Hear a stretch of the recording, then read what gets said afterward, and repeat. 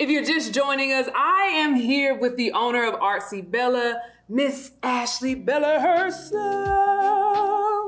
I feel like I had that little extra little 1-2 to it. How you doing? Good, how are you? I'm good. After experiencing your class, I don't know, I just feel at peace. Awesome, it was good. How was it for you though? How was that experience for you? It's the same. I think that I just enjoy helping people unwind and relax. So when you get to do that, then I feel like I did my job. You did more than your job. Good. Because when we left, we both were just talking about how good of an experience it was and how much we want to come back. Awesome. Now, I feel like we learned so much about your business and where it all started and the purpose in it, but I want to learn more about Ashley. Okay. So let's start from the beginning. Let's take me back to a kid. Where did Ashley grow up? What was that environment like? Tell me a little bit about that. Okay, so I'm originally from College Park, from Washington Road. I stayed there until about middle school. And then my mom bought her first house and we moved to Southwest Atlanta. And so I grew up, I guess, in the South Fulton area. And I guess as a kid, I was always very creative. I was trying to figure out which part of the arts resonated with me the most. So I did theater, I was in dance, I was a visual artist, and I think visual art is what stuck out to me as the thing I was the most naturally good at. Yeah. So all through school, I just found different opportunities to be in the arts. But growing up on the South Side, the arts was the first thing to lose its funding in school. So the creative kids, we had to find opportunities or find ways to still, use our creativity. My dad, when we would see him, he would take us to the city. So we would go to the High Museum and Puppetry Arts. And that was my first exposure to seeing what the arts as a professional could look like. Yeah. And so he would always take us on MARTA to go see different things. And it inspired me to think about what I could do. And then when I got to high school though, I was just like, I'm gonna start a business and I'm gonna be an artist. I had started working at 13, just got that hustle spirit most people from Atlanta have. And then everybody told me I was like gonna be broke trying to be an artist and start a business and I need to figure out a real career. So in college, I actually dropped out of school because I was like, well, if I can't do what I wanna do, then why am I in school, right?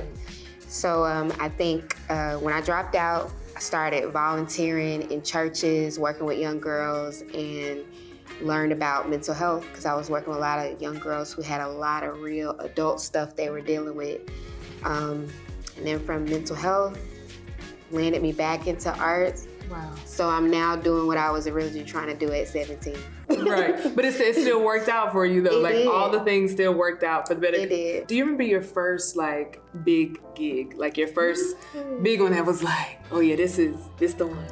I think my first big gig was the first outdoor mural I ever painted.